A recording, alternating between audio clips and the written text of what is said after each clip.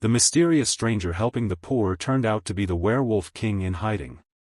The soup kitchen on 5th Street serves exactly 143 people every night. Elara Bennett knows because she counts them. Has counted them every single night for the past 2 years, ever since she started volunteering here after losing her job, her apartment, and very nearly her will to keep going. Tonight, there's someone new. He's standing at the back of the line, tall and broad-shouldered despite the threadbare jacket that's seen better days. Dark hair falls into eyes she can't quite see from this distance, and there's something about the way he holds himself, like he's trying to make himself smaller, less noticeable, that catches her attention. New face, Maria, the soup kitchen director, observes.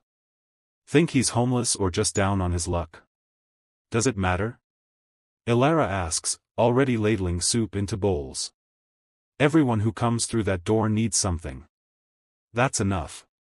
The line moves forward. Elara serves with the same warm smile she gives everyone, the single mom with 3 kids, the elderly veteran who never talks about the war, the teenager who ran away from an abusive home. Each person gets soup, bread, and dignity. No questions asked. No judgment given. When the stranger reaches her station, their eyes meet, and Elara's breath catches. His eyes are the most unusual color she's ever seen, amber gold with flecks that seem to shift in the fluorescent light.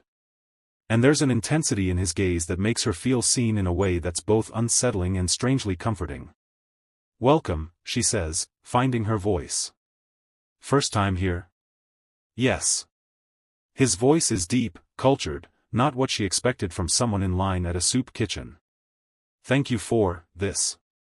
He gestures vaguely at the food, the warmth, the kindness. Like he's not used to any of it. Elara serves him an extra-large portion without thinking about it. There's coffee in the corner and bread on that table. "Take as much as you need." "You're generous," he observes. "I'm practical. No one should go hungry if there's food to share." She smiles. "I'm Elara." "Sebastian," he says after the briefest hesitation. "Thank you, Elara." He moves on, but Elara finds herself watching him throughout the evening. He sits alone in the corner, eating slowly, observing everything with those unusual eyes. And when an argument breaks out between 2 regulars over a chair, he intervenes with quiet authority that diffuses the situation instantly. "Interesting. Hey there, beautiful souls. Welcome back to Silver Moon Chronicles. If you're new here, welcome to your next favorite story.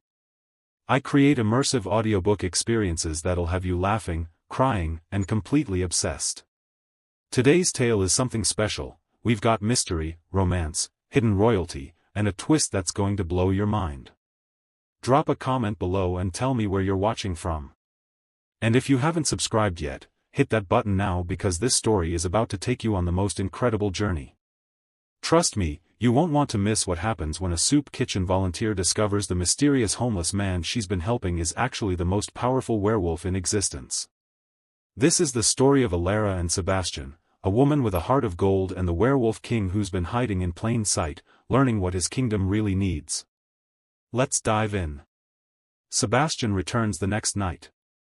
And the night after that.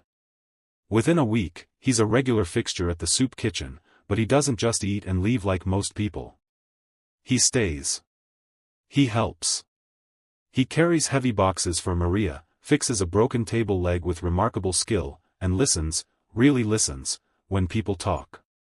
Elara finds herself drawn to him in ways she can't explain. "You're good with people," she tells him one evening as they're cleaning up. "Have you thought about volunteering officially? We could always use the help." Sebastian looks up from the dishes he's washing, surprise flickering across his face. "You'd want me to volunteer?" I'm homeless, Elara. I don't exactly have references. I don't need references. I need reliable people who care about helping others. You've shown up every night for a week. You've helped without being asked. That's all the reference I need." She dries a plate, studying him. "Unless you don't want to. No pressure." "I'd like that," Sebastian says quietly. "Very much. Thank you." Don't thank me. You earned it. Elara bumps his shoulder gently. Welcome to the team, Sebastian. His smile is radiant and somehow sad at the same time. Like he's not used to being welcomed anywhere.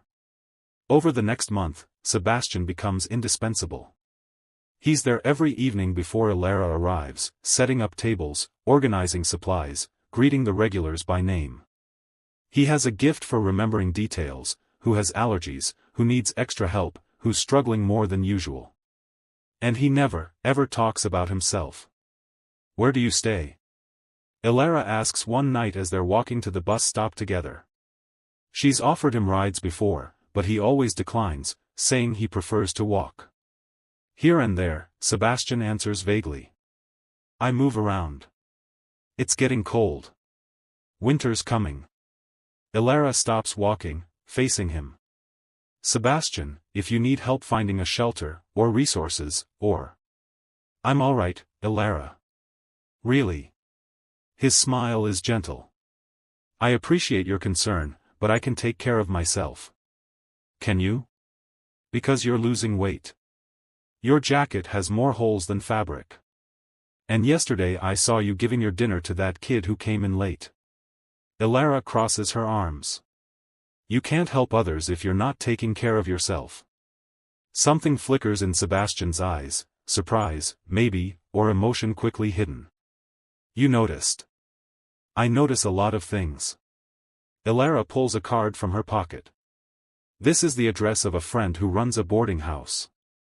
She gives rooms to people in transition, no questions asked. Tell her I sent you. She'll help. Sebastian takes the card but doesn't look at it. Instead, he looks at Elara with an intensity that makes her skin prickle. Why do you do this? He asks. Help people. Give so much of yourself. You don't have to be here every night. Yes, I do. Because I've been where they are. Elara's voice is quiet but firm. 3 years ago, I lost everything. My job, my apartment, my savings. I was one bad week away from being in that soup line myself. The only reason I'm not is because people helped me. Strangers showed me kindness when I had nothing to offer in return. This, she gestures back toward the soup kitchen, this is me paying it forward. You're extraordinary, Sebastian says, and the wonder in his voice makes her blush. I'm just human. Trying to do what's right. That's what makes it extraordinary, he says. Most people forget humanity the moment it becomes inconvenient. You chose to remember yours. To act on it. That's rare. They stand there in the glow of the streetlight, something shifting in the air between them. Something that feels like the beginning of something important. Then Sebastian steps back, breaking the moment. I should go. Thank you, Elara. For everything. He disappears into the night before she can respond, the card still clutched in his hand. Elara watches him go and wonders, not for the first time, what Sebastian is hiding. Because despite his worn clothes and homeless status, he carries himself like someone who's used to authority. Someone who knows exactly who he is and is deliberately pretending to be someone else. But why would someone do that? What is Sebastian running from? Or maybe the better question is, what is he searching for? 2 months into Sebastian's volunteering, the soup kitchen faces a crisis. The building's being sold, Maria announces at a staff meeting, her voice shaking. The owner died, and his kids want to convert it into luxury condos. We have 30 days to find a new location or we're done. The room erupts in protests and panic. The soup kitchen serves over 100 people every night. Where will they go? How will they find a new space? How will they afford it? Elara's mind races through possibilities. There has to be a solution. There has to be. What if we buy it? Sebastian asks quietly. Everyone turns to stare at him. Buy it? Maria laughs, but there's no humor in it. Sebastian, this building would cost at least $2 million. We're a non-profit running on donations and grant money. We can't. What if someone donated the money? Sebastian interrupts. Anonymous donor. Enough to buy the building and renovate it properly. Would you accept it? Maria's eyes narrow. Do you know someone who could do that? Maybe. Let me make some calls. Sebastian pulls out a phone that Elara has never seen him use before, and it's not some cheap burner. It's the latest model, sleek and expensive. Interesting. He steps into the hallway, and through the half-open door, Elara hears fragments of his conversation. Need it handled discreetly? Yes, the full amount. Anonymous, Marcus, I mean it. Because it matters. When he returns 10 minutes later, his expression is carefully neutral. It's done. You'll have the money within 48 hours. The building will be purchased under the soup kitchen's name. Full ownership, no strings attached. Stunned silence. Then Maria bursts into tears.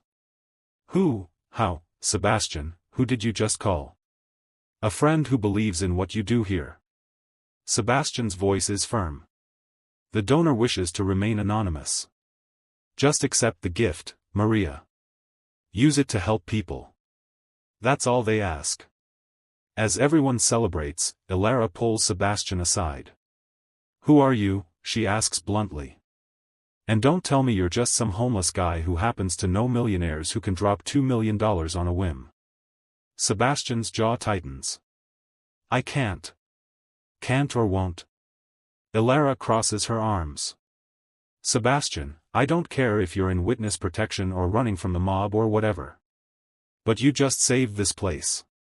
The least you can do is tell me the truth about who you are. He's quiet for a long moment, clearly wrestling with something. Then. Walk with me. They leave the soup kitchen and walk to a nearby park. It's late, the paths empty, the city quiet around them. My name is Sebastian, he begins. That part is true. And I am, temporarily without a permanent residence. Also true. But you're right, I'm not what I appear to be. So what are you? Someone who needed to understand what life is like for people who don't have power or privilege. Someone who needed to see his world from a different perspective. Sebastian stops walking, facing her. 3 months ago, I walked away from a position of significant authority because I realized I'd become disconnected from the people I was supposed to serve. I was making decisions that affected thousands of lives without understanding what those lives actually looked like. So you became homeless? To learn empathy? Elara's tone is skeptical. To learn truth. There's a difference between studying poverty statistics and actually experiencing hunger. Between reading about homelessness and sleeping in a shelter. Between making policy about helping people and actually helping them. His eyes are intense. I needed to know if my decisions were based on reality or assumptions. So I stripped away everything that made me powerful and became invisible. Just another person in need. And what did you learn? That I was failing. Sebastian's voice cracks. Badly. The systems I put in place were inadequate. The resources I allocated were insufficient. The policies I championed were based on theory instead of lived experience. I was so focused on the big picture that I forgot about the individuals suffering right now, tonight, in my city. Your city? He doesn't answer that directly. The soup kitchen. The people who come here. They're not statistics or policy problems. They're humans who deserve dignity and help and someone who sees them as people instead of issues to be managed. You taught me that, Elara. Watching you treat every person with respect regardless of their circumstances. That's real leadership. That's what I was missing. Elara studies him, pieces clicking into place. You're someone important. Someone with actual power to change things. And you're hiding here, pretending to be homeless, learning how to be better at whatever it is you do. Yes. Are you going back? To that position of authority? Eventually. When I've learned enough. When I'm ready to actually serve instead of just rule. Sebastian reaches out slowly, taking her hand. But Elara, I need you to understand, when I do go back, things will change. I won't be able to come to the soup kitchen. Won't be able to see you like this. My real life, it's complicated and demanding and very public. There's no place in it for what? For someone like me? Elara pulls her hand back, hurt flashing across her face. I get it, Sebastian. This is slumming for you. A learning experience. But when you return to your real life with your real people, the homeless woman you befriended goes back to being invisible. That's not what I meant. Isn't it? Elara's voice is sharp with pain. You're not the first powerful person to play pretend at poverty, Sebastian. But most of them have the decency not to make the actual poor people feel like they matter before disappearing back to their real lives. Elara, please. I need to go. She turns away, blinking back tears. Thank you for saving the soup kitchen. I'm sure Maria will be very grateful to your anonymous benefactor. Whoever that might be. She walks away before he can stop her, her heart aching in ways she doesn't want to examine too closely. Because somewhere in the last 2 months, she started caring about Sebastian. Started looking forward to seeing him. Started imagining that maybe, just maybe, there could be something between them. But he's not who she thought he was. And when he leaves, because he will leave, she'll be the one left behind. Story of her life. Sebastian doesn't come to the soup kitchen for 3 days. Elara tells herself she's not disappointed. Tells herself it's better this way. He was always going to leave. At least now she knows the truth. But she misses him. Misses his quiet competence, his gentle humor, the way he listened like every word mattered. On the 4th night, he appears. But he's not alone. A man in an expensive suit stands beside him, clearly security or an assistant. And the way other volunteers suddenly snap to attention, the way Maria's eyes go wide with recognition. Oh my God, Maria breathes.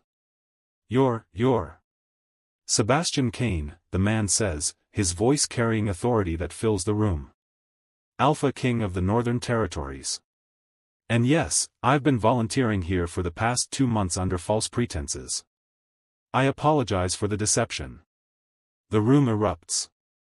Everyone talking at once, asking questions, some backing away in fear, because apparently Alpha King Sebastian Kane is not just powerful but also werewolf royalty. Werewolf royalty. Elara's brain struggles to process this information. Sebastian, her Sebastian, the quiet volunteer who washed dishes and fixed tables, is the werewolf king. The ruler of thousands of shifters across multiple states. One of the most powerful supernatural beings in North America. And he's been hiding here. In her soup kitchen. Helping serve soup to homeless humans. I know this is shocking, Sebastian continues, and his eyes find Elara's across the room. But everything I told you about needing to understand my people better was true. I came here to learn. To see what life is like for those my policies affect. And I learned more in 2 months than I did in 10 years of ruling from a throne. Why tell us now? Maria asks, recovering from her shock. Why reveal yourself? Because I'm implementing changes based on what I learned here. And I needed you to know that those changes are coming from real experience, not political posturing. Sebastian pulls out documents. I'm expanding supernatural resources to help humans in need. Creating integration programs where shifters and humans work together on community projects. Allocating funds for affordable housing, job training, medical care, all the things I saw people desperately needing while I was here. He looks directly at Elara. And I needed to apologize. To you especially, Elara. You were right, I was using this experience to make myself feel better while planning to disappear back to my real life. That was selfish and wrong. So I'm here to ask, will you help me? Not as my subject or my charity case, but as my consultant. Help me make sure these programs actually work for the people who need them. Elara stares at him, her mind reeling. You want me to consult for the Werewolf King? I want you to help me be better. To keep me grounded in reality instead of theory. To remind me that every policy decision affects actual people. Sebastian's voice softens. Please, Elara. I need you. The words hang in the air, loaded with meaning neither of them is ready to acknowledge. I need to think about this, Elara manages. Of course. Take all the time you need. Sebastian nods to his assistant, who hands Elara a business card. My direct number. Call me when you've decided. And Elara? He pauses at the door. Thank you. For treating me like a person instead of a king. For showing me what real compassion looks like. For being exactly who you are. You changed my life. I just hope I get the chance to be in yours. He leaves, and Elara is left standing in a soup kitchen that suddenly feels too small for all the emotions swirling through her. The mysterious stranger she'd been falling for is a werewolf king. And he wants her help changing his kingdom. What could possibly go wrong? Elara doesn't call for a week. She needs time to process. Time to research. Time to figure out what it means that she's apparently been serving soup to supernatural royalty. The research is overwhelming. Alpha King Sebastian Kane, ruler of the Northern Territories for 8 years. Inherited the throne at 25 when his father was killed in a territorial dispute. Known for being brilliant, strategic, and absolutely ruthless when protecting his people. Also known for being isolated, rarely seen in public, and rumored to be planning something big that has other supernatural leaders nervous. There are photos, Sebastian informal where at councils and summits, looking powerful and untouchable. Nothing like the gentle man who washed dishes beside her. And there are articles about werewolf politics, pack hierarchies, territorial disputes. A whole world Elara never knew existed, operating in the shadows of human society. It's terrifying and fascinating in equal measure. On day 8, Elara makes a decision. She calls the number on Sebastian's card. Elara, he answers immediately, and the relief in his voice is palpable. Thank you for calling. I have questions. A lot of questions. Ask me anything. Are you actually homeless, or was that completely fake? I was actually staying in shelters and occasionally sleeping rough. I wanted the authentic experience. My people thought I was insane, but I insisted. The $2 million for the building? My money. I have significant personal wealth. It seemed like the least I could do. Why me? Elara's voice drops. Why do you want specifically me to consult? There are experts, people with degrees, people who actually understand politics. Because you understand people, Sebastian interrupts. Because when that teenager came in high on drugs and everyone wanted to call the police, you sat with him for 3 hours until he came down. Because you remember every person's name and their story. Because you see humans, all humans, as inherently worthy of dignity and care. That's what I need, Elara. Not someone who knows policy, but someone who knows humanity. Elara closes her eyes, fighting the warmth spreading through her chest at his words. If I do this, if I agree to help, I have conditions. Name them. 1. I'm not moving to some castle or compound or wherever you live. I have a life here. A job. Friends. I'll consult remotely or in scheduled meetings, but I'm not becoming part of your world full-time. Agreed. 2. You don't get to pull the "I'm the king" card to override my advice. If you want my perspective, you have to actually listen to it, even when it's not what you want to hear. Agreed. What else?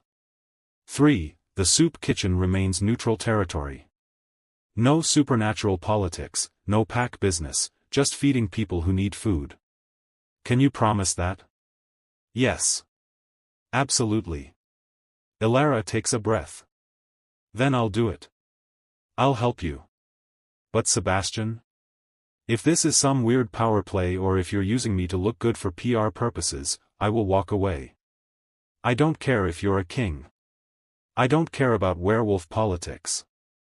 I care about helping real people with real problems. That's the only reason I'm agreeing to this. I wouldn't want you for any other reason, Sebastian says quietly. When can we start? Tomorrow. Your office. And Sebastian? I'll be judging everything I see against what I saw in that soup kitchen. If your world doesn't match your words, I'm out. Fair enough. I'll send a car for you. I'll take the bus. See you tomorrow. She hangs up before he can argue. Sebastian's office turns out to be a massive estate on the outskirts of the city. Elara takes 3 buses to get there, declining all offers of car services because she needs to maintain some independence in this insane situation. When she finally arrives at the gates, a guard checks her ID and waves her through. The grounds are beautiful, acres of forest, carefully maintained gardens, a mansion that could probably house 50 people comfortably. It's wealth and power on a scale Elara has never experienced. And it makes her deeply uncomfortable. Sebastian meets her at the door personally, and for a moment, Elara can only stare. He's wearing a dark suit that probably costs more than her annual rent, his hair neatly styled, every inch the powerful Alpha King. But his eyes, those unusual amber gold eyes, are the same. Warm and cautious and hopeful. You came, he says. I said I would. Elara looks past him into the mansion. This is where you live? This is the primary residence. I have others, but yes. This is home. He notices her expression. It's too much, isn't it? I rarely think about it anymore, but seeing it through your eyes. It's fine. It's your life. Elara follows him inside, trying not to gape at the marble floors and priceless artwork. Where are we working? Sebastian leads her to a study that's thankfully less ostentatious, still expensive, but at least comfortable. There's a desk covered in documents, a conference table, and walls lined with books. I've compiled information on current programs and proposed changes, Sebastian says, gesturing to the documents. Housing initiatives, job training, medical care for supernatural beings, integration programs. I want your input on all of it. They work for 4 hours straight.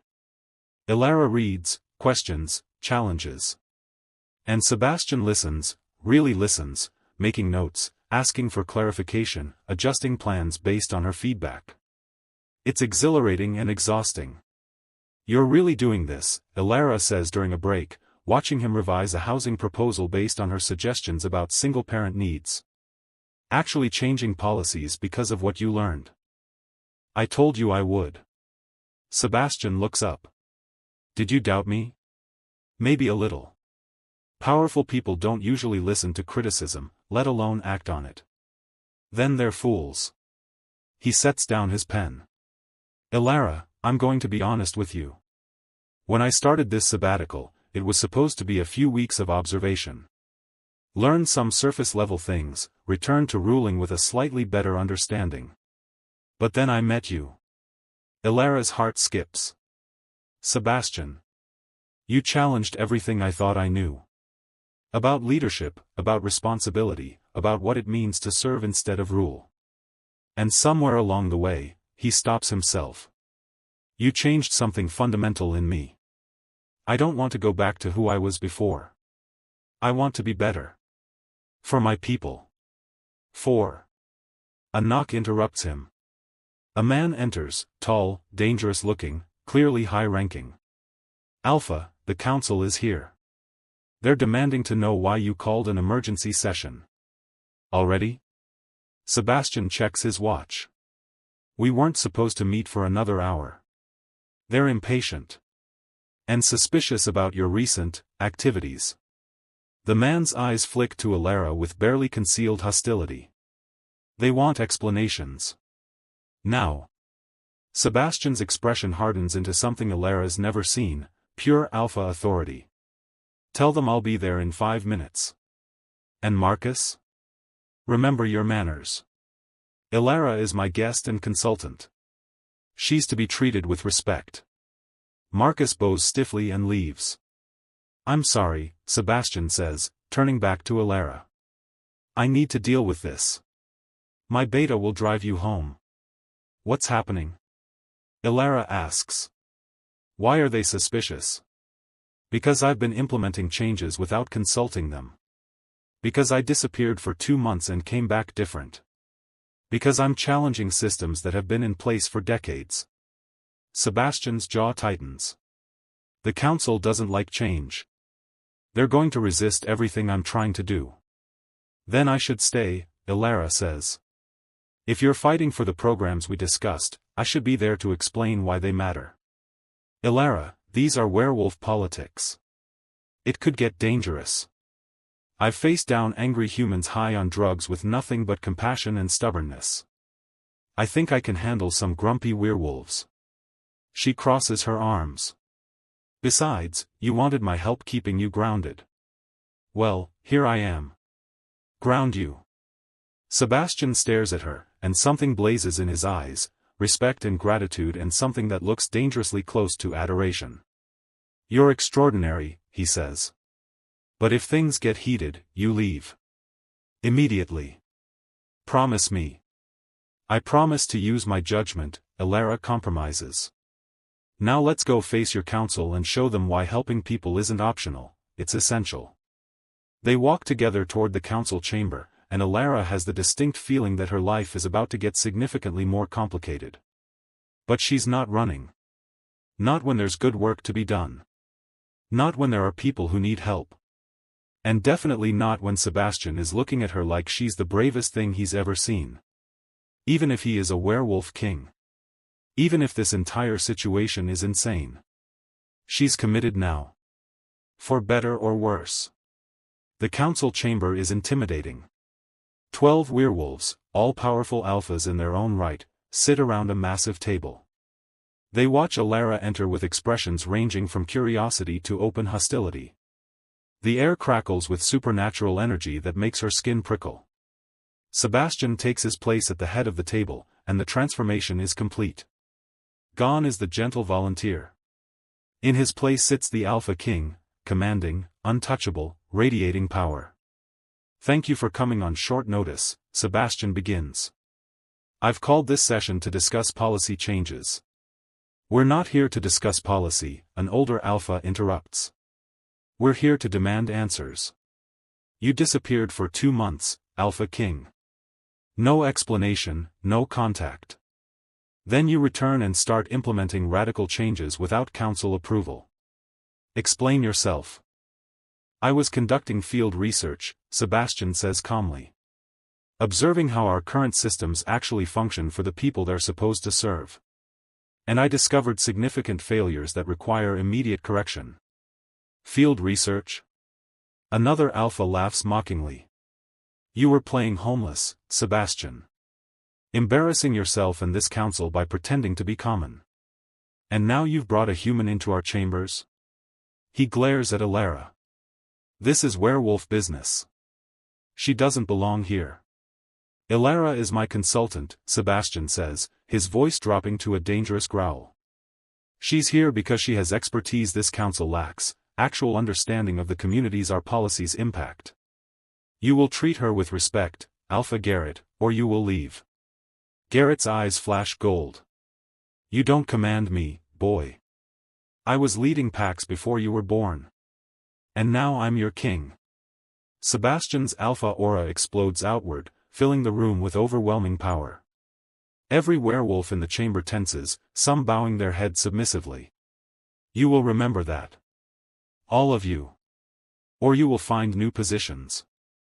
Am I clear? Grudging nods around the table. Elara watches this display of dominance with fascination.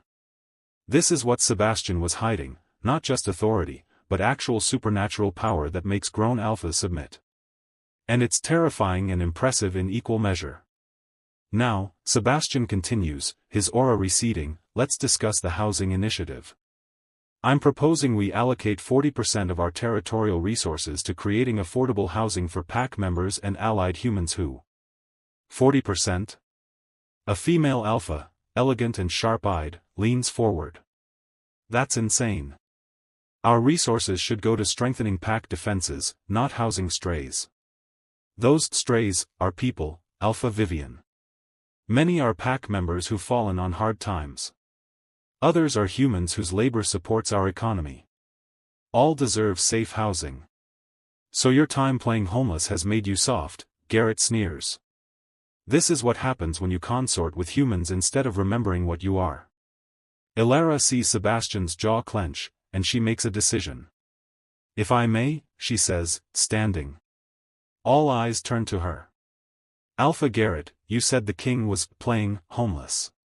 But what he actually did was experience what thousands of people in your territories face every night: hunger, cold, uncertainty. He didn't do it for fun. He did it to understand why your current systems are failing. And what would a human know about werewolf systems? Garrett challenges. I know about human systems. And apparently, they overlap more than you think. Elara pulls out her phone, projecting data onto the screen behind her. This is hunger statistics for the Northern Territories. 23% of your population experiences food insecurity. That includes werewolves, humans, and mixed families. Your current food assistance programs reach about 40% of those in need. That means thousands of people, your people, go hungry because the systems you have in place are inadequate. She switches slides. This is housing data. Eviction rates in werewolf territories are 15% higher than human jurisdictions. Why? Because your housing programs focus on pack members in good standing. Anyone who falls outside that narrow definition, single parents, people with mental health issues, those between packs, they get nothing. Those statistics are, Vivian starts. Accurate. I verified them through 3 different sources. Elara meets her gaze steadily. Alpha King Sebastian isn't being soft. He's being smart. Because unstable, desperate people become security risks. They join rogue packs.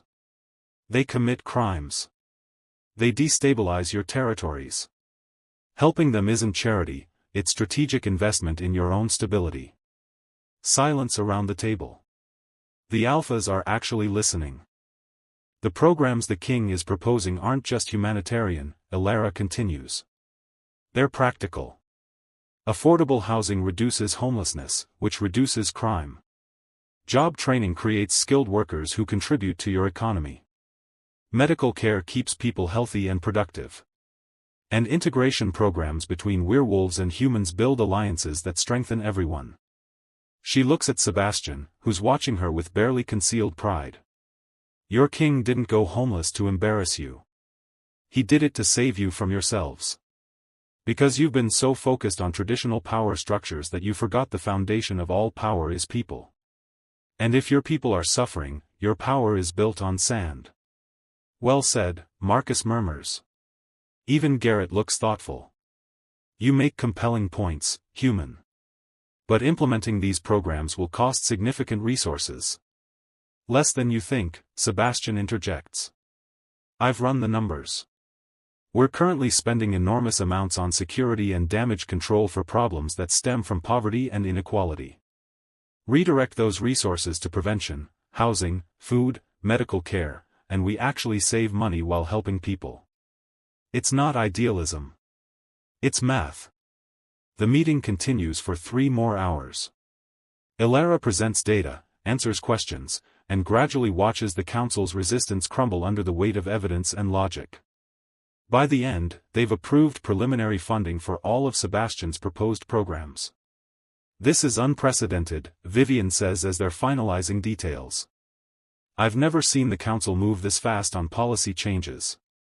Alpha King, your consultant is effective. She's extraordinary, Sebastian corrects. And you're going to be seeing a lot more of her. Elara will be attending all future council sessions related to these programs. A human in council sessions? Garrett still sounds skeptical. That's the new reality, Sebastian finishes. Adjust. After the meeting, Sebastian walks Elara to his study, both of them exhausted but energized. That was incredible, Sebastian says, pouring them both whiskey. You demolished every argument they had. Made them actually think about the people affected by their policies instead of just power dynamics. They listened because you made it impossible not to, Elara says, accepting the glass. You gave them evidence, logic, and a path forward that doesn't require them to lose face. That's good leadership. I learned from the best. Sebastian's eyes are warm. Elara, I need to ask you something. And I need you to be completely honest. When am I not? Fair point. He smiles briefly, then grows serious.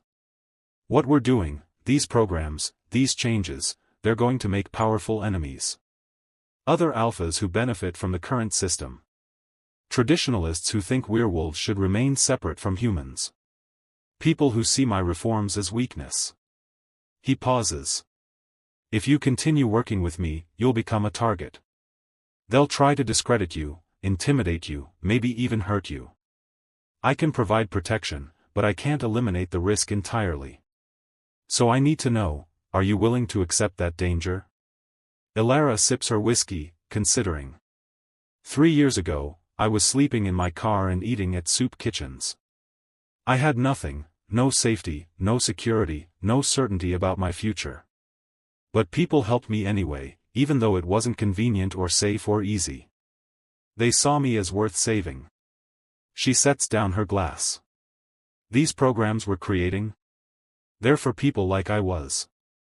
People who need help and deserve it regardless of whether they're werewolf or human or anything else. If helping them means some powerful jerks get angry at me, well, she shrugs. I've faced down worse than angry werewolves. I'll survive. You say that now, but you've never faced a supernatural threat. No, I've faced human threats. Which can be just as dangerous, just differently armed. Elara meets his eyes. Sebastian, I'm not naive. I know this is risky. But it's also right. And I learned a long time ago that doing the right thing usually involves some risk. I'm in. Completely. Relief and something deeper, something that looks like love, flashes across Sebastian's face. Thank you. For believing in this. For believing in me. You've earned it. Elara stands. Now, I should get home. It's late, and I have to work tomorrow. Let Marcus drive you. Please. The buses aren't safe this late. The buses are perfectly. Elara stops at the look on his face. Fine. A ride home. But I'm still taking the bus here tomorrow. Deal. As she's leaving, Sebastian catches her hand. Elara? You were magnificent today. Watching you stand up to a council of alphas, presenting facts and compassion in equal measure, he stops, clearly struggling with words. You inspire me. Every day. I just needed you to know that. Elara's heart stutters. Sebastian. You don't have to say anything. I just wanted you to know. He releases her hand. Good night, Elara. Get home safe. She leaves with her heart pounding and her mind spinning. Because somewhere in the last few hours, something shifted between them. Something neither is quite ready to name but both definitely feel. This is getting complicated. And Elara has the distinct feeling it's about to get a lot more complicated. Over the next month, Elara becomes a fixture in Sebastian's world. She attends council meetings, reviews policy proposals, visits PAC territories to assess program effectiveness. And slowly, grudgingly, the supernatural community starts to accept her presence. But not everyone is happy about it. There's been chatter, Marcus tells Elara one afternoon as he's driving her to a housing site inspection. Some alphas aren't pleased with the king's closeness to a human consultant. Define chatter, Elara says. Rumors. Speculation about the nature of your relationship with the Alpha King. Questions about whether you're influencing him inappropriately. We're working together. That's all. Marcus glances at her in the rearview mirror. Is it? Elara's cheeks heat. Yes. Whatever people are implying, it's not, we're not. I didn't imply anything. But for the record? The Alpha King looks at you the way a man looks at his mate. And the whole supernatural world has noticed. Mate? Elara's voice rises. Marcus, I'm human. Sebastian is a werewolf king. We can't be mates. Werewolves can mate with humans. It's rare, but it happens. And when it does, the bond is just as strong as between two shifters. Marcus pulls into the construction site. I'm not saying you are mates. I'm saying the Alpha King's behavior suggests he wishes you were. And that's going to cause problems whether you return his feelings or not. Elara sits in stunned silence as Marcus opens her door. Mates. Sebastian potentially seeing her as his mate. That's insane. Except it explains the intensity in his eyes when he looks at her. The way he listens to her like every word is precious. The protectiveness that goes beyond professional concern. Oh God. She's been falling for a werewolf king who might see her as his mate. This is a disaster. The housing inspection is a welcome distraction. Elara focuses on checking unit layouts, accessibility features, community spaces. The project is impressive, affordable housing for both werewolves and humans, integrated by design, with support services built in. This is exactly what we needed, the site manager, a female werewolf named Claire, tells Elara. My pack has families who've been struggling for years. Now they'll have stable housing and actual support. How's the integration working? Any tensions between werewolf and human residents? Some initial nervousness on both sides. But the community programs you suggested are helping, shared meals, kids' activities, job training. People are starting to see each other as neighbors instead of different species. It's working. The programs are actually working. Elara is discussing security features with Claire when she feels it, a prickle of awareness, like being watched. She turns to see a man standing at the construction site entrance. He's well-dressed, radiating power similar to Sebastian's, and his eyes are fixed on her with unmistakable hostility. Alpha Garrett, Claire breathes, going tense. What's he doing here? The Alpha who challenged Sebastian in the council meeting. The one who called these programs a waste of resources. Garrett strides toward them, and Marcus immediately positions himself between Elara and the approaching Alpha. Miss Bennett, Garrett says, ignoring Marcus. I've been hoping to speak with you. Privately. Anything you need to say to Elara can be said in front of me, Marcus says firmly. Can it? I wasn't aware the Alpha King's beta spoke for his human pet. Watch your tone, Marcus growls. Or what?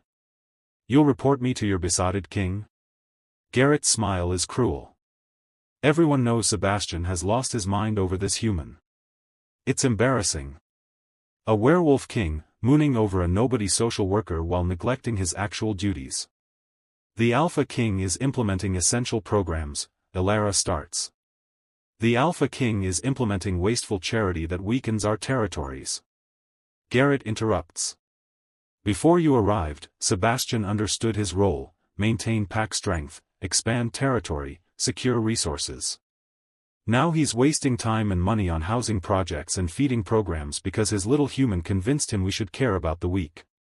Caring about vulnerable pack members isn't weakness. It's strength. You would think that. You're weak yourself. Human. Fragile. Completely unsuited to influencing werewolf policy. Garrett steps closer, and his eyes flash gold.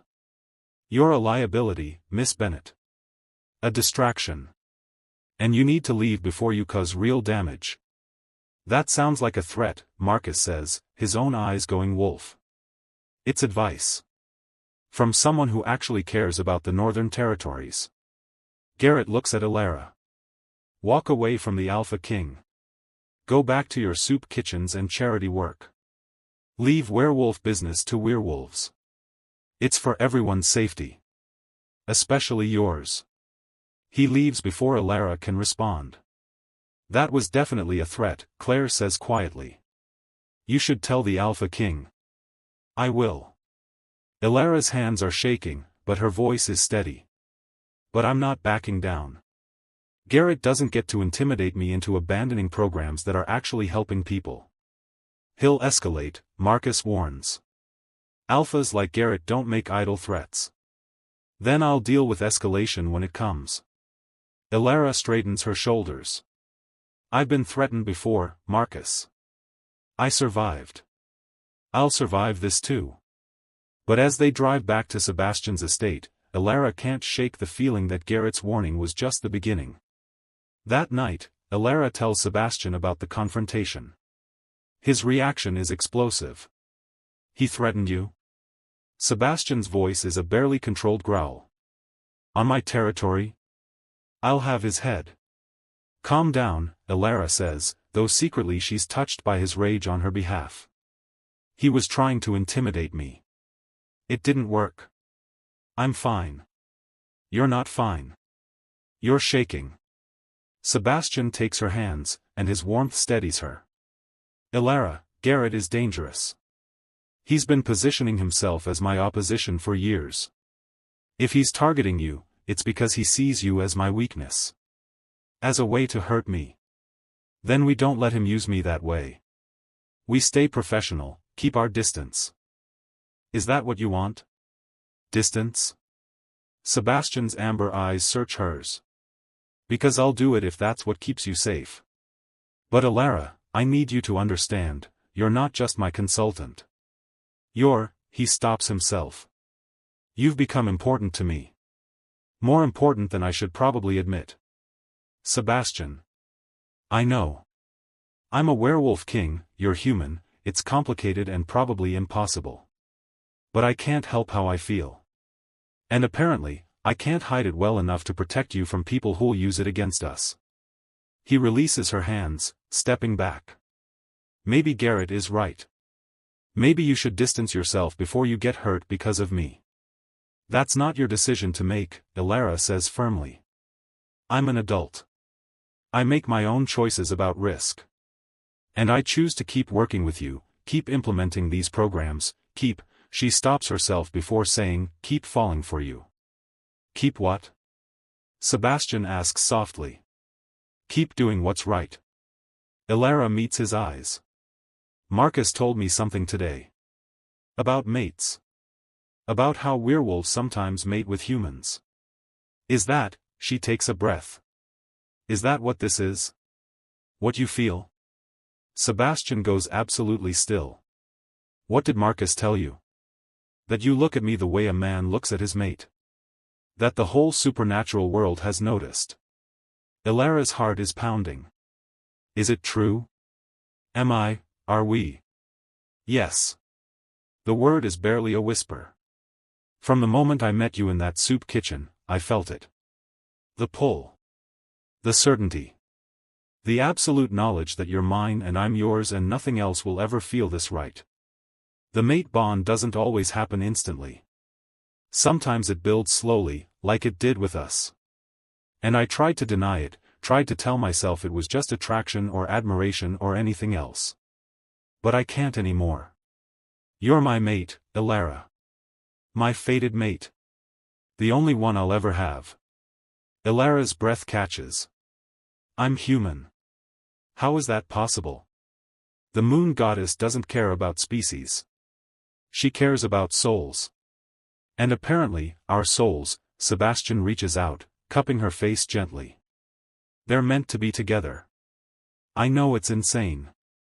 I know I have no right to ask you to accept this. But Elara, I love you. Completely. Desperately. In ways that terrify me because I've never felt this vulnerable in my life." Elara's mind is reeling. Mate bonds. Fated mates.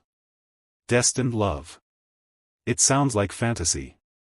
Like something from a romance novel. But looking into Sebastian's eyes, feeling the rightness of his touch, remembering every moment they've shared, it doesn't feel like fantasy. It feels real. It feels true. "I love you too," she whispers. "I didn't want to. Tried not to. You're a king, and I'm just. You're everything," Sebastian interrupts. "You're brave and compassionate and brilliant.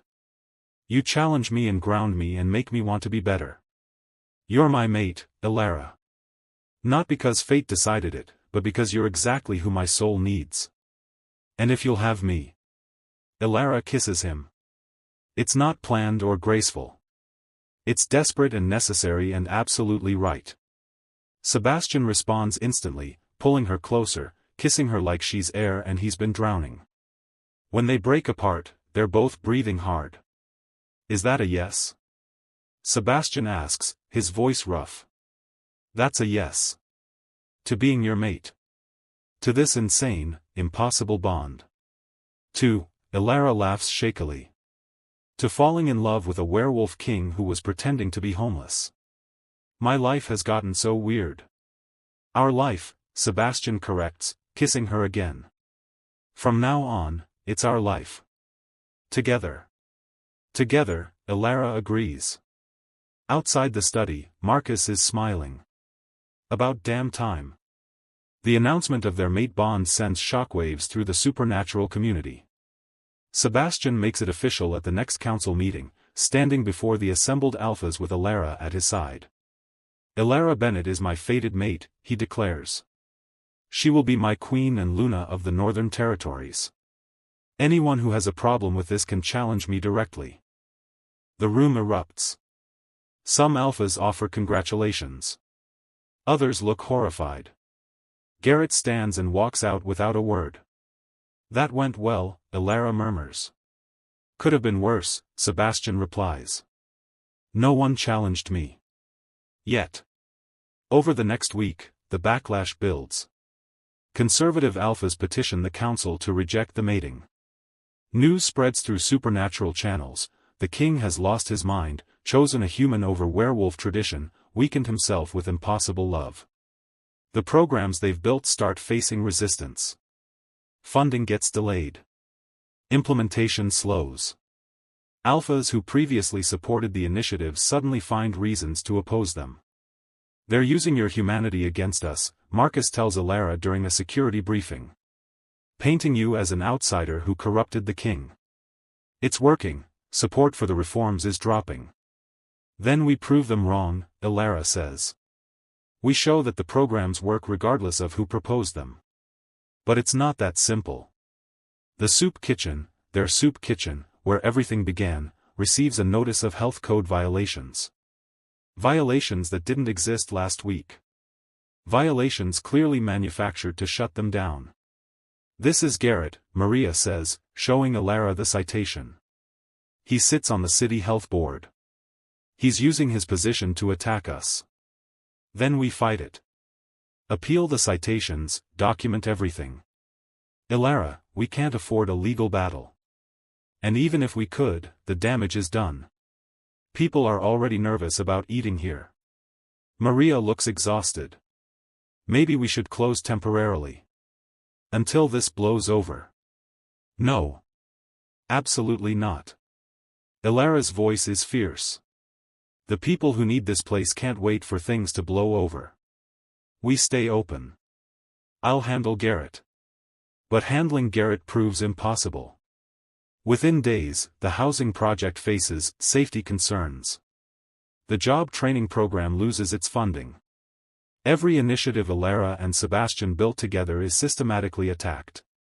He's coordinated this, Sebastian says, pacing his study. Garrett has allies in city government, pack leadership, supernatural councils. He's using every connection to tear down what we built. So we use our connections to fight back, Elara insists. We don't have enough. Not yet. The reforms are too new, and I moved too fast implementing them. Traditionalists are using this opportunity to roll back everything. Then we remind people why these programs matter. We show them the families housed, the people fed, the lives improved. It won't matter if we can't keep the programs running. Sebastian's voice rises before he catches himself. Elara, I'm sorry. I'm not angry at you. I'm angry that my enemies are using you to hurt people who need help. What if I stepped back? Elara asks quietly. Resigned as consultant, distanced myself publicly. No. Sebastian's voice is absolute. You're my mate. I won't hide that or pretend otherwise to appease wolves who are too stuck in tradition to see the future. Even if it costs everything we built. Even then. He pulls her close. We'll find another way. We'll rebuild. But I won't lose you in the process. Elara holds him, but fear churns in her stomach. Because Garrett isn't just attacking their programs, he's attacking their relationship, their credibility, everything they stand for. And she doesn't know how to fight an enemy who operates in shadows and uses politics as a weapon. The crisis comes 3 days later. Elara is at the soup kitchen, helping serve dinner despite the citations, when Garrett walks in with city officials and police officers. This establishment is hereby closed for health code violations, he announces loudly. Everyone out. Now. You can't do this, Maria protests. We're appealing. The appeal was denied. This place is condemned. Garrett's smile is cruel. Out. All of you. The people eating, vulnerable families, homeless individuals, people who depend on this meal, are forced to leave. Some are crying. Others are angry. All are hurt. Elara feels rage build in her chest. This is illegal harassment. You're punishing hungry people because you don't like the king's choice of mate. I'm enforcing health codes. If you have a problem with that, take it up with the courts. Garrett steps closer, his voice dropping. This is your last warning, Miss Bennett. Walk away from the king. Stop interfering in werewolf politics. Or the consequences will be much worse than a closed soup kitchen. Is that a threat? It's a promise. You're human. Fragile. Breakable. His eyes flash gold. Accidents happen all the time in our world. It would be such a shame if you were caught in the crossfire of supernatural business that doesn't concern you. Marcus appears beside Elara, his presence protective. You just threatened the king's mate in front of witnesses. That's treason, Garrett. That's concern for her safety. The Northern Territories can be dangerous for humans who don't know their place. Garrett looks at Elara. I'd hate to see anything happen to you, Miss Bennett. Truly. So for your own good, disappear. He leaves, and Elara is left standing in the now empty soup kitchen, surrounded by uneaten food and abandoned hope. We have to tell Sebastian, Marcus says. He'll declare war on Garrett. Challenge him. People will die. Elara's voice shakes. I can't be the cause of that. You're not the cause. Garrett is. And he just crossed a line even other alphas won't defend. But when they tell Sebastian, his reaction is exactly what Elara feared. I'm killing him, Sebastian says, his voice deadly calm. I'm calling a formal challenge and I'm ending this. He threatened my mate. He threatened you, Elara. That's a death sentence. No. Sebastian, that's exactly what he wants. You fighting him, being distracted, looking unstable. Don't give him what he wants. What he wants is irrelevant. What matters is that he threatened you. Sebastian's eyes are fully gold now, his wolf close to the surface. I won't let that stand. I can't. Then let me handle it, Elara says. Not with violence. With truth. We expose what he's doing, the manufactured violations, the political manipulation, the threats. We make it public. Force him to face consequences through the system instead of through combat. That won't work. Werewolf politics don't work that way. Then maybe they should. Elara's voice rises. Maybe that's the problem. Everyone's so focused on dominance and combat and who's strongest that they forget about justice and accountability. We change that. We prove there's another way. Sebastian stares at her. You want to reform werewolf politics? Now? While Garrett is threatening your life? I want to prove that humans and werewolves can coexist as equals. That power doesn't always mean physical strength. That leadership means protecting people, not just dominating them. Elara takes his hands. You went homeless to learn how to lead better. Well, I'm here to teach you. Let me show you that my way, the human way of seeking justice through exposure and accountability, can work in your world too. If you're wrong, you could die. If you challenge Garrett, people will definitely die. At least my way has a chance of avoiding bloodshed. Sebastian is silent for a long moment. Then he nods reluctantly. 1 week. You have 1 week to try it your way. But Elara, if he makes another move against you, all bets are off. I'll end him, consequences be damned. Deal. Elara spends the next week building her case. She documents every violation Garrett manufactured, every political connection he exploited, every threat he made. She interviews people hurt by his actions, gathers evidence, creates a comprehensive record of his corruption. And then she does something bold, she goes public. Not through supernatural channels. Through human media. She gives an interview to the city's largest newspaper, exposing Garrett's abuse of his position on the health board. Shows the manufactured violations, the targeted harassment, the way he used city resources for personal vendettas. The story goes viral. Human rights groups get involved. City officials face questions. And Garrett, who operated in shadows and supernatural politics, suddenly finds himself exposed to human scrutiny and accountability. "You brilliant, reckless woman," Sebastian says, reading the article. "You weaponized human media against a werewolf alpha. That's never been done before." "Maybe it should be," Elara says. "Werewolves live in human society. They can't be completely above human law." Garrett forgot that. Now he's facing consequences he can't fight or intimidate his way out of. Within 48 hours, Garrett is forced to resign from the health board. The soup kitchen's violations are overturned. And the council, embarrassed by the public attention, launches its own investigation into Garrett's conduct. But victory comes with a price. That night, as Elara is leaving Sebastian's estate, a car runs her off the road.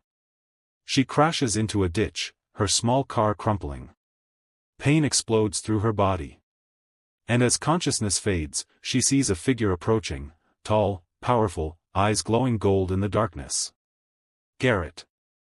I warned you," he says, pulling open the twisted car door. "You should have listened." Then everything goes black. Elara wakes in a dank basement, her head throbbing, her ribs screaming with pain. She's been kidnapped. By Garrett and whoever he's working with. She's awake, a female voice says. "Should we tell the Alpha King we have his precious mate?" "Not yet," Garrett replies. "First, we make sure she understands the message. Then we return her, broken enough to make Sebastian realize the cost of defying tradition." Fear claws at Elara's chest, but she forces herself to stay calm. Think. Survive. Sebastian will find her.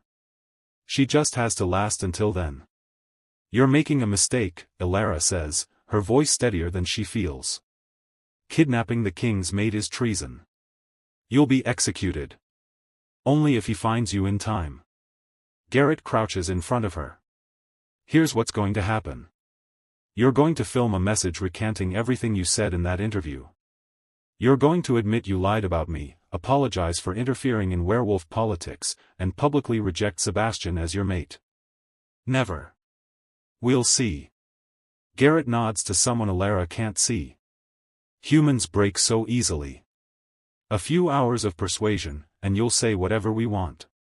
But before they can start, an explosion rocks the building. The wall collapses inward, and through the smoke and debris, Sebastian appears in full alpha form, massive, terrifying, absolutely furious. His wolf form is beautiful and deadly, all rippling muscle and gleaming fangs. And his eyes, blazing gold with rage, fix on Garrett with murderous intent. "You took my mate," Sebastian growls, his voice barely human. "You're dead." He attacks before Garrett can respond. The fight is brutal and swift. Garrett shifts too, but he's no match for Sebastian's rage-fueled power. Within minutes, Garrett is pinned, Sebastian's jaws at his throat. "Sebastian, don't." Elara calls out. "Don't kill him. Not like this. Let the council judge him. Let justice prevail instead of violence." Sebastian's wolf form trembles with the effort of restraint. He wants to kill Garrett. Needs to. Every instinct demands it. But he listens to Elara. He releases Garrett's throat and shifts back to human form, standing over his defeated enemy. "You're right," he tells Elara, his voice rough. "You're right. We prove there's another way. We prove that justice matters more than revenge." He looks down at Garrett. "You're going before the council. You'll face trial for treason, kidnapping, and attempted murder. And Elara will be there to testify. You'll be judged by law, not by my fangs. That's the new way. That's the better way." Guards appear, Marcus and a security team, securing the building and taking Garrett into custody. Sebastian crosses to Elara, gently breaking the chains holding her, gathering her into his arms. "You're hurt," he says, his hands carefully checking for injuries. "We need to get you to a healer." "I'm okay. Bruised, but okay." Elara clings to him, tears streaming down her face. "You found me. I knew you would, but I was still scared. I'll always find you. Always." Sebastian kisses her forehead, her cheeks, her lips. "You're my mate. My heart. There's nowhere you could be that I wouldn't come for you. Even when I'm causing you political problems. Especially then." He helps her stand, supporting her weight. "Elara, you were right. About everything.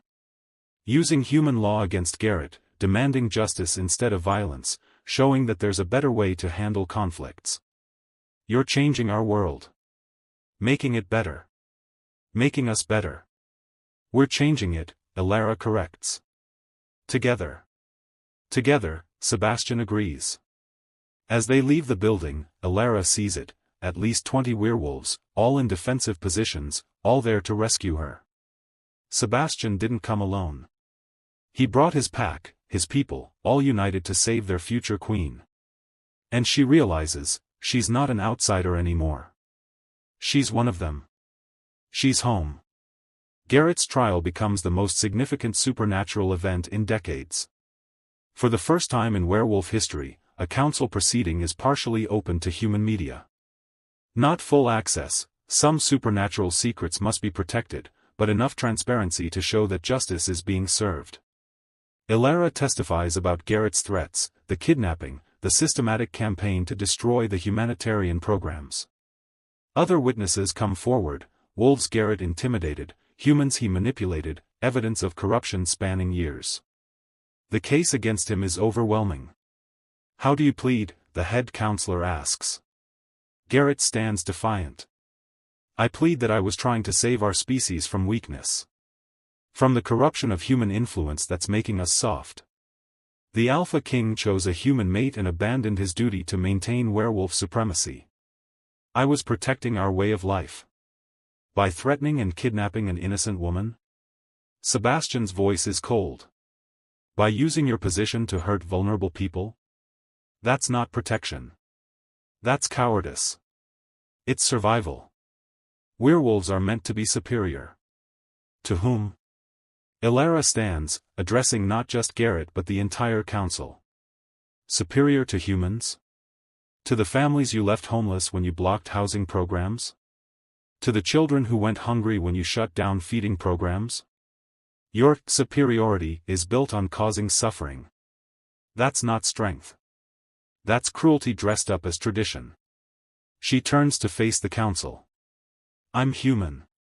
I know I'm different from you. I don't have supernatural strength or speed or power. But I have something you need: perspective. I've seen both worlds, human and supernatural. And I can tell you that the best parts of both aren't about dominance or superiority.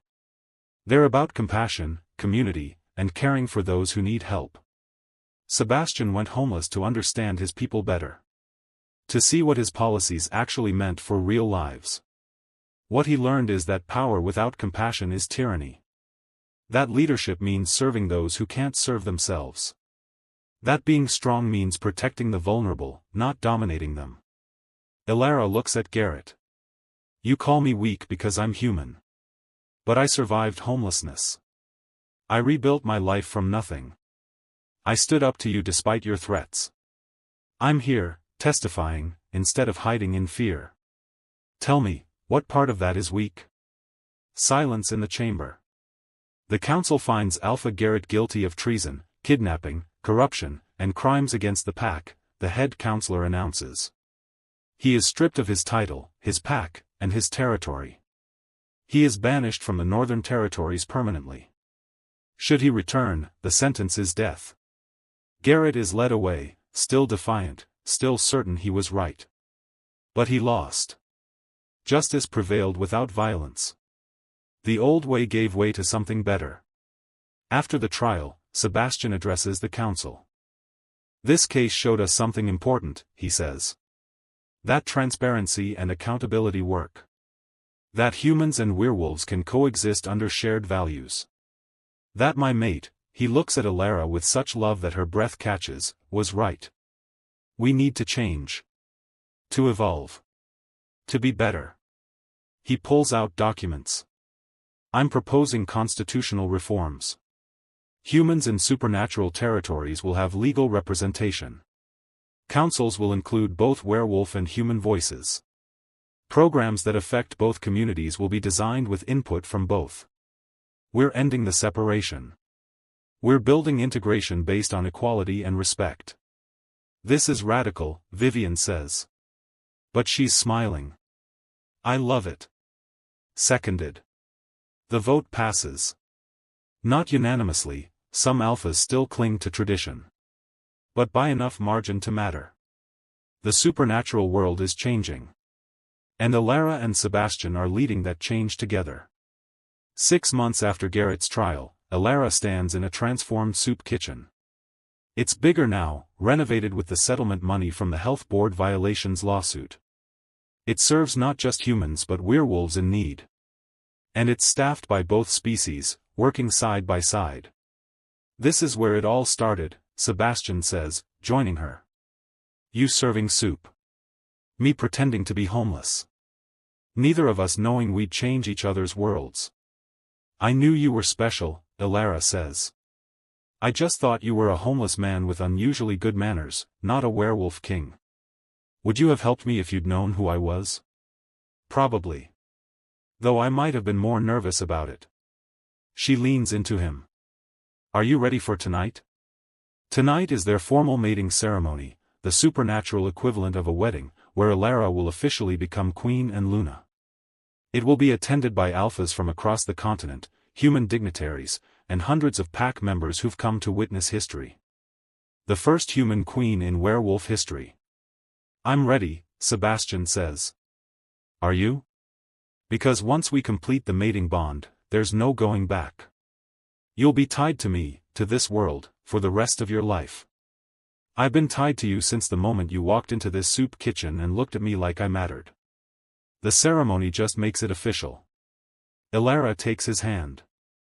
Besides, I've got programs to run, reforms to implement, and a stubborn werewolf king to keep grounded. I'm not going anywhere. The ceremony that evening is beautiful. Elara wears white that shimmers in the moonlight. Sebastian wears traditional alpha formal attire. And when they speak their vows, promising partnership, love, and service to their people, the mate bond blazes to life fully. Elara gasps as power flows through her. Not supernatural strength, but something else. Connection. Belonging. The absolute certainty that she and Sebastian are two parts of one soul, finally united. I present Alpha King Sebastian Kane and Queen Luna Elara Kane, the officiant announces. May their rule bring prosperity, justice, and peace to all territories.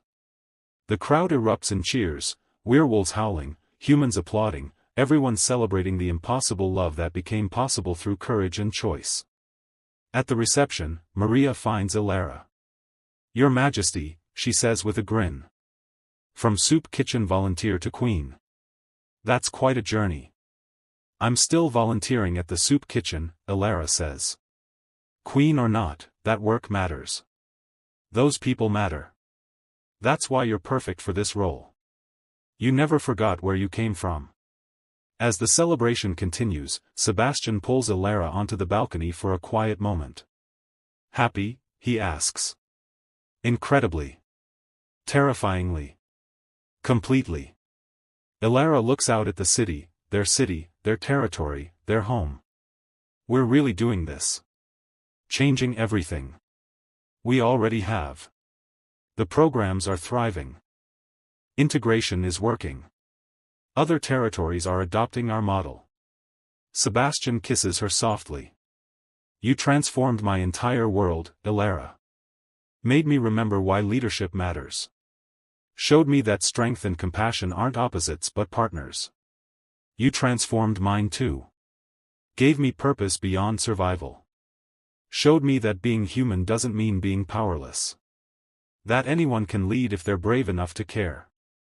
They stand together under the moon that witnessed their first meeting and their official union, two souls from different worlds who found each other in a soup kitchen and changed the supernatural landscape forever.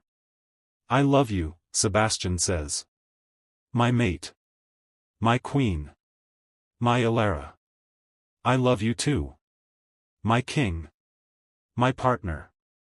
My Sebastian. And as they kiss under the stars, the soup kitchen lights go on below, still serving people who need help, still offering dignity and hope, still proving that the best kind of power is the power to serve others. The mysterious stranger who helped the poor turned out to be a werewolf king in hiding. But the real story isn't about royalty or secrets or supernatural bonds. It's about a woman who saw someone in need and offered help without expecting anything in return. And a king who learned that true leadership means serving those who need you most.